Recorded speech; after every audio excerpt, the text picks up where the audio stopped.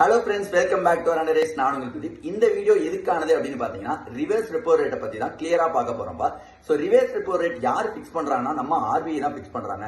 So எதுக்காக இது பண்றாங்க? மக்கள் கிட்ட பண சர்க்குலேஷன் அதிகமா இருக்கு அப்படின்னா அதை திருப்பி வசூல் பண்றதுக்காக தான் இதை பண்றாங்க. இந்த ப்ராசஸ் எப்படி நடக்குதுன்னு பாத்தீங்கன்னா, நம்ம கமர்ஷியல் பேங்க்ஸ் எல்லாமே ஆர்பிஐ கிட்ட டெபாசிட் பண்ணிருந்தாங்கன்னா அதுக்கு ஆர்பிஐ இன்ட்ரெஸ்ட் போட்டு நம்ம கமர்ஷியல் பேங்க்ஸுக்கு ஒரு இன்ட்ரெஸ்ட் கொடுக்குறாங்க பாத்தீங்களா, அந்த இன்ட்ரெஸ்ட் ரேட்டுக்கு பேர் தான் ரிவர்ஸ் ரெப்போ ரேட் அப்படின்னு சொல்லி நம்ம வைக்கிறோம். சோ இந்த ரிவர்ஸ் ரெப்போ ரேட்டை அதிகப்படுத்தினாங்க ஆர்பிஐ அப்படின்னா நம்ம கமர்ஷியல் பேங்க்ஸ் எல்லாருமே டெபாசிட் ரேட்ஸ்னுடைய இன்ட்ரெஸ்ட்டை அதிகப்படுத்துவாங்க. டெபாசிட் பண்ணக்கூடிய இன்ட்ரெஸ்ட் ரேட் அதிகமாகுதுங்கும் போது நம்ம மக்கள் எல்லாரும் பேங்க்ல கொண்டு பணத்தை டெபாசிட் பண்ணுவாங்க. மக்கள் கிட்ட இருக்க எல்லா பணமும் பேங்க் கிட்ட போகும்.